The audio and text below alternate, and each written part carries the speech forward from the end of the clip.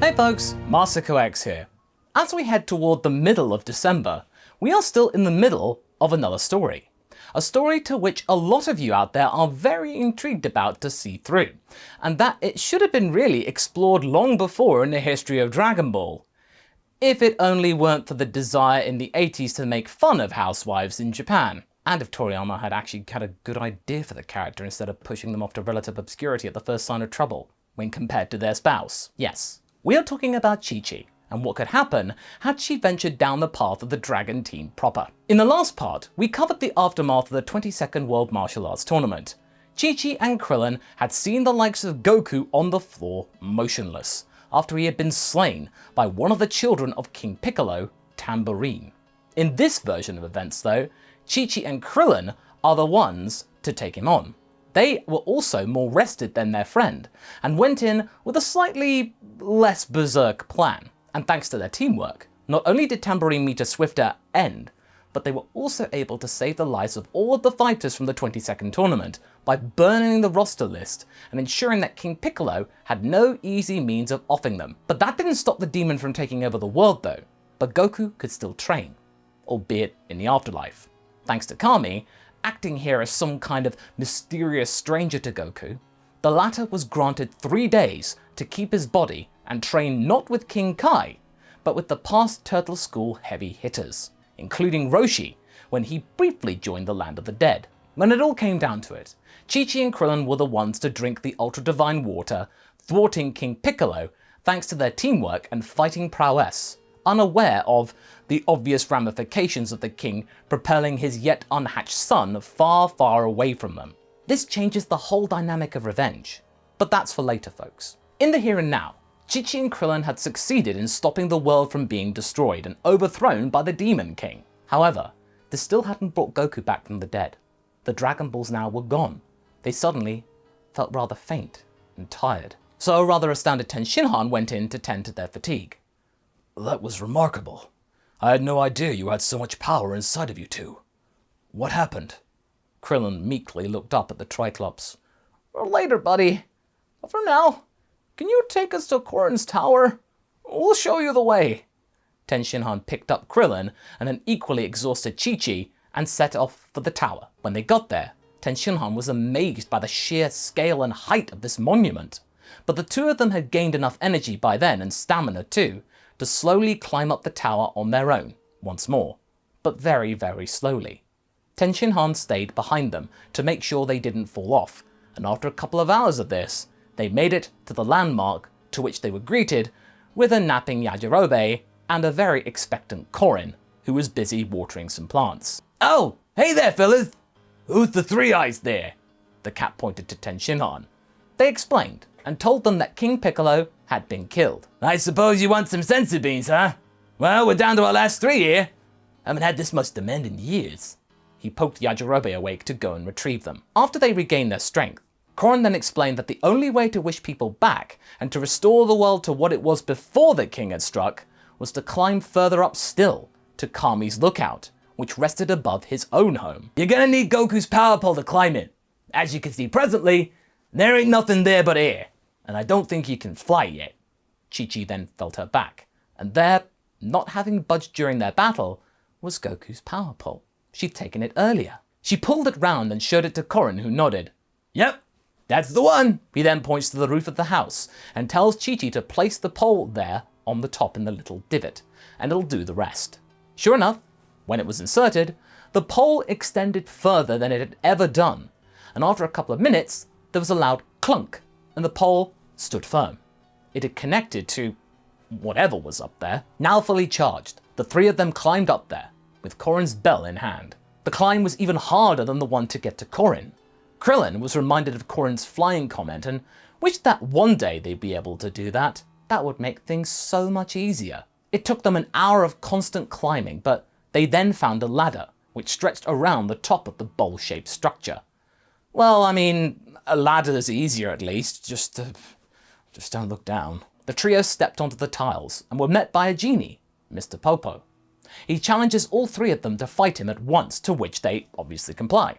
Clearly, this must be some test set by Kami, whoever he is, but it was far harder than even their fight with King Piccolo. The genie was barely moving, using just one finger to dispel their attacks. Not even Chi-Chi's magic-laced moves could break through this. But Popo did note this, the rather unorthodox tactic, as something of interest. So, great, they'd obviously failed the test, so much for coming up here then. But then an old voice rang through the air, asking the three of them to approach him. This was Kami. Greetings. I see that you have made it here safely. Please excuse my attendant's rather forceful test. He had to make sure you were worthy of my time. Be that as it may, I had been hoping you would come here. You see, I met your friend, Son Goku, in the afterlife. The three were stunned. He had met Goku in the afterlife? There was an afterlife? How is this possible? Kami then explained that being dead wasn't the end of your journey. It led to something more perhaps, and Goku's efforts before, for the Earth, were enough to stave off his soul and body diverging. He was busy now training with great masters of Earth's past.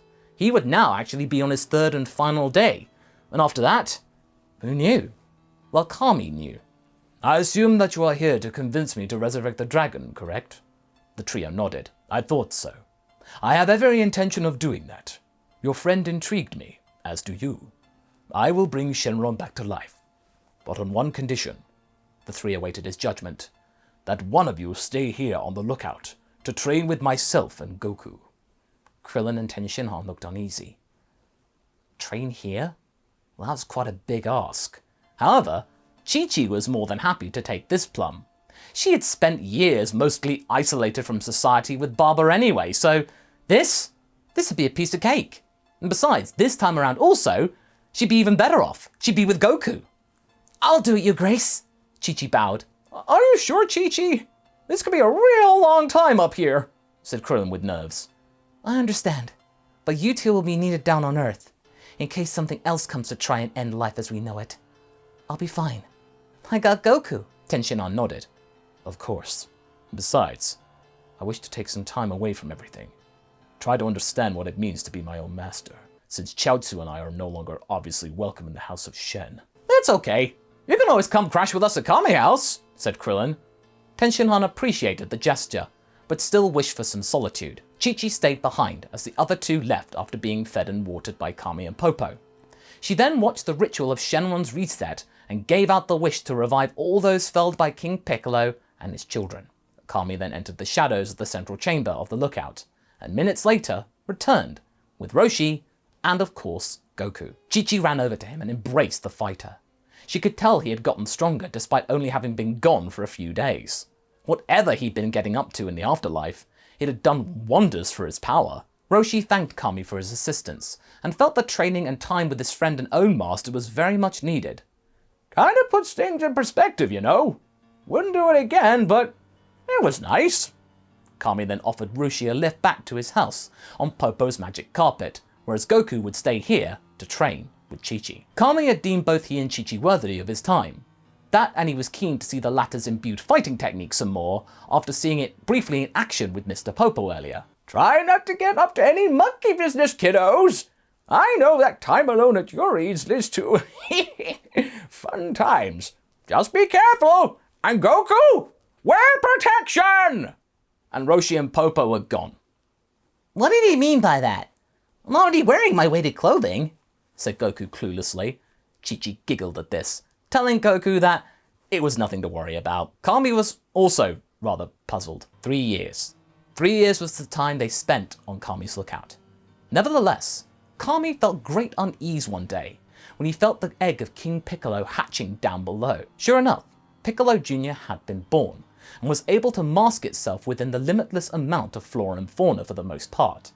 Kami knew he was out there, but he was hard to pinpoint, just momentary blips. And over those years, he would only get sporadic flare-ups when the demon sun would strike or go about his business. Then one day, Chi-Chi asked specifically what troubled Kami so much about this son of King Piccolo. As you know, he and I are linked, like how his father and I were. He had that bond passed down to him. He is still young, so his aura is rather underdeveloped, but I can tell he's out there. But something is different. Something about it is less bitter and twisted. Chi-Chi tried to interpret this. Well, maybe Junior isn't so bad. Not as evil as his father. It can't be easy to be all alone down there. He must be scared. Kami ignored this human sentimentality. She really couldn't understand the true extent of their connection, so he pitied her. You had better get on with your studies, young one. Goku needs as much help as he can on that front. It was true. Goku wasn't one for books. Also, during this time, Goku and Chi-Chi's relationship truly blossomed. As Roshi said, time spent together as teens does lead to something sparking, not just battle power. Granted, they didn't get up to that kind of stuff since Chi-Chi believed in that after marriage, but they definitely were steady. Goku thought Chi-Chi was cool, powerful, and nice to be around, whereas Chi-Chi liked Goku for his simple nature, kind heart, and carefree demeanor. It was relaxing, not grating like she found in the original. By spending this time together, Chi-Chi understood Goku far more than she ever could in the original series, where she was basically trying for years to panel beat her husband into something that he could never truly become and emulate. Here, that process is far more natural and mutual. This leads to a much more cohesive, relatable, and knowing connection, to which both parties are fully behind. It led to Chi-Chi being the one to propose to Goku, something that she had spent years trying to pluck up the courage to do so, but only now, with no one around to look, being able to do so, in the solitude and privacy of the lookout. Goku said yes. I like being around you, Chi-Chi. If marriage means spending more time together, then I'm all for it. Chi-Chi smiled and hugged him. This time on the lookout was the best time she'd ever had. Kami watching this from a distance. He was pleased. He actually, quite frankly, felt truly honored and blessed to experience love up close. He had previously only felt it thousands of feet above, a bystander. Here, this felt raw and intense. The thing that kept humanity's cogs turning. What inspired life and made life, formed bonds, made him proud to be their guardian. During their training, Chi-Chi was able to tap into meditation to help enhance her spiritual powers and telekinesis, whilst Goku could manage his focus and harness the true gains he had made in the afterlife. Kami was able to use his vast knowledge and experience of 300 years also to cater his training to what these two required, and this led to major bursts in power and expertise. Instead of being around the high 200s and low 300s by now, both Goku and Chi-Chi were in the 500s, all thanks to them sparring more often together, as well as Kami wishing to understand what made them tick. These two were more interesting specimen than they would have been come the original story. That, and they managed to spend a little longer in the Room of Spirit and Time since they could do it together. Not a full year, obviously, it's still too much, but 6 months now instead of 3. When they had reached the age of 18, Kami felt that they were ready. They had paid their dues for bringing back the Dragon Balls, and just in time too, for the upcoming 23rd Tenkaichi Budokai. I wish you luck, my friends. It'll be interesting to see how your associates have grown in the time apart. It has been a pleasure hosting you. It has been a pleasure hosting you. Goku and Chi-Chi held hands, thanking Kami and Popo for their time and training, and they then made their way back down to Earth. As expected, the rest of the Dragon team had arrived at Papaya Island, keen to test their own strength. But they then bump into Goku and Chi-Chi, who just suddenly turned up. They are overjoyed to see them. Chi-Chi hadn't grown that much, especially when you compare her to Goku, who had shot right up and was now at his full 5'9" stature. Roshi could sense that their training with Kami had been remarkable. They had doubled in power since last seeing them, when having been brought back to life. Tenshinhan and Chaozu were there too, having been swayed away from Shen completely. Thanks to the latter, they made sure that none of them would bump into each other until the finals to make things fair. Chaozu, fudging the balls and stuff. However, there were multiple folks gunning for these people. Of course, Piccolo Jr. was there, and Chi-Chi and Krillin could sense him clear as day, thanks to their connection with his father. They weren't planning to kill him here, but they were definitely keen to keep their eyes on him to see what he would get up to. Then, there was another. Launch had escaped from prison during the time skip. She was spying on Chi-Chi from a distance. She had anticipated that Fighting Dane would come back to fight here again, to reclaim some glory, and she had been right. Oh yeah, you're gonna regret putting me behind bars, doll.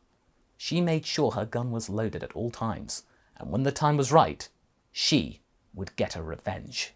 And that's where we're going to be leaving things for right now. So what do you folks think? How do you think Launch could hurt Chi-Chi? Will Piccolo Jr.'s own vendetta go the way he planned it to? Leave a comment below and let's get this discussion going. And I will see you in the next video. Catch you later!